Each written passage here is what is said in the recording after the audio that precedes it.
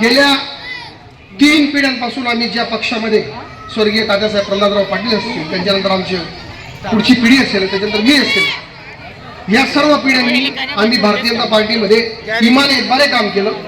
कुठलाही स्वार्थ न मागता, कुठल्याही टेंडरचे धनी नव्हता. आम्ही पक्षाच्या एका गोष्टीचेही आम्ही लाभदार नाही होत. एकही गोष्टीचा आम्ही पक्षाकडनं लाभ घेतला नाही. अशा परिवारातून आम्ही येतो मित्रांनो.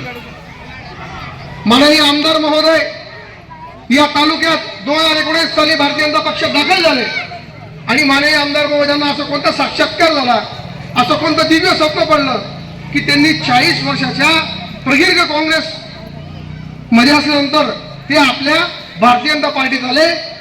एकनिष्ठ कार्यकर्त्यांना बाजूला सारण्याचे काम केलं. 4 भारतीय जनता पार्टीच्या कार्यकारिण्या गेल्या. एकाही कार्यकारिणीमध्ये भारतीय जनता पार्टीच्या साधा छोटा कार्यकर्ता त्याला देखील त्यांनी कुठल्याही पदामध्ये समाविष्ट केलं नाही. संपूर्ण डावलण्याचं काम यांच्याकडनं केलं गेलं आणि तो अतिरेक झाला. कुरघोडीचं राजकारण सुरू झालं.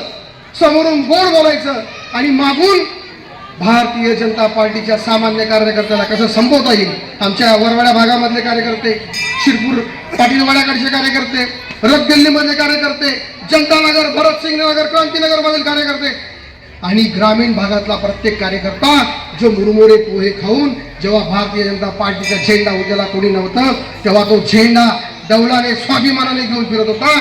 त्या बिचाऱ्या कार्यकर्त्याला कुठल्याही स्थानामध्ये ठेवण्याचं काम नाही, त्यांना डावलण्याचं काम यांच्याकडून करण्यात आलं. म्हणून या कार्यकर्त्यांची भावना लक्षात घेऊन आम्ही बंडाचा झेंडा पुकारला आणि यांच्या विरोधात स्वाभिमानाचा झेंडा घेऊन आम्ही उभे राहिलो. भाजपानंतर काँग्रेस नंतर परत भाजपा.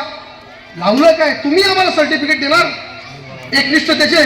तुमच्याकडून सर्टिफिकेटची गरज नाही. ही मायबाप जनता आहे. या जनतेने आम्हाला समर्थन दिलंय. म्हणून आतापर्यंत तुम्ही तुमच्या घरांमध्ये सभा घेणारे, समाजाला तिथं आदेश देऊन बोलवणारे, तुम्ही आता जनतेच्या दाराशी मत मागायला जातात. येतात की नाही मत मागायला? आले का नाही इकडं? तुमच्याकडे आले का? तुमच्याकडे आले का ताई? हे प्रत्येक ठिकाणी आता मत मागायला येत आहेत. याचं एकमेव कारण म्हणजे दिनेश कोळी, आमच्या गौतम थोरात आणि मनोज मामा, लताताई माळी, सुनंदाताई कोळी या सर्व उमेदवारांनी आपलं पूर्ण स्वाभिमानाचा बिंदू जागृत ठेवून यांनी त्या उमेदवारांच्या विरोधात बंड पुकारलं आणि आपला स्वाभिमानाचा झेंडा घेऊन तुमच्या जवळ आले मतांच्या झुटवा मागायला. ही लोक आज उभी आहेत. ह्या लोकांना माघारी जाऊ देऊ नका. या लोकांनी आपलं एक वलय तयार केलंय, तुमच्यापर्यंत आले. हे येण्याचं कारण एकच आहे, फक्त या तालुक्यामध्ये हुकुमशाही, गुंडगिरी. हे म्हणतात की गुंडगिरी चालू आहे. ते सांगतात हम गुंडगिरी चलने देंगे, ये नहीं चलने देंगे. अहो, गुंडगिरी करतोय कोण?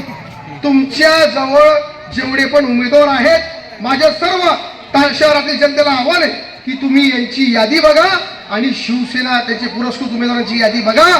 तुम्हाला आपोआप लक्षात येऊन जाईल की गुंडे कोणाकडे नाही. असं हे लक्षात घ्या.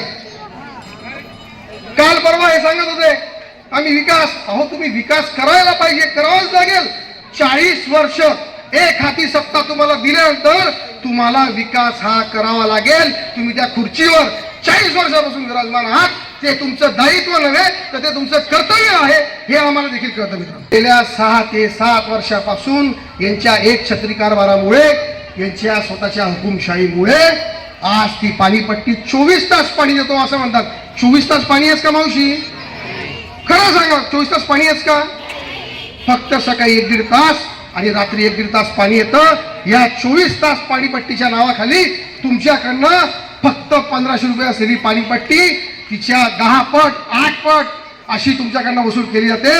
दर 3 महिन्यांनी 2000चं बिल 3000चं बिल येतं हे. आणि हे संपूर्ण जर वर्षाची गोळाबेरीज केली तर जवळजवळ 8 ते 10 हजार तुमच्या कष्टकऱ्यांच्या खिशातून नगरपालिकेचा हा कर, हा जिजिया कर, औरंगजेबाच्या काळातला जिजिया कर तुम्हाला लावला जातोय. तुम्हाला कळत नाहीये कारण की मोबाईल कंपनीवाले कसे आपल्याकडनं हळू पैसे काढतात, तसं आपल्या नगरपालिकेने आपल्या गोरगरीब जनतेकडनं पाणीपट्टीच्या नावाखाली 7-7, 8-8 हजार पाणीपट्टी आपली गोरगरीब जनता भरते. काल परवा शिकाण शिंदे साहेब आले होते. तुमच्या इथे पाणीपट्टी, तुमच्या इथे घरपट्टी ही आमच्या मुंबईकडे, ठाण्याकडे, नाशिककडे, जळगावकडे एवढी पाणीपट्टी आमच्याकडे नाही जितकी पाणीपट्टी या शिरपूरची जनता फक्त विकासाच्या नावाखाली नगरपालिकेला भरते. ही विचार करण्याची वेळ. आणि आपण 2 तारखेच्या दिवशी धनुष्यबाण समोरील बटन दाबून मला हेमंत गुलाबराव पाटील, मला व आमच्या सर्व गौतम थोरात, दिनेश कोळी, सरलाताई, शोभाताई, लताताई, सुनंदाताई या सर्वांना आपण भरघोस मताने निवडून देणार अशी मी कारण काय नाव इथे 3 वार्डांची सभा लागली त्यामुळे आणि कंटिन्यू सभा चालू म्हणून आपण यांना सर्वांना भरघोस मताने निवडून द्याल अशी अपेक्षा व्यक्त करतो.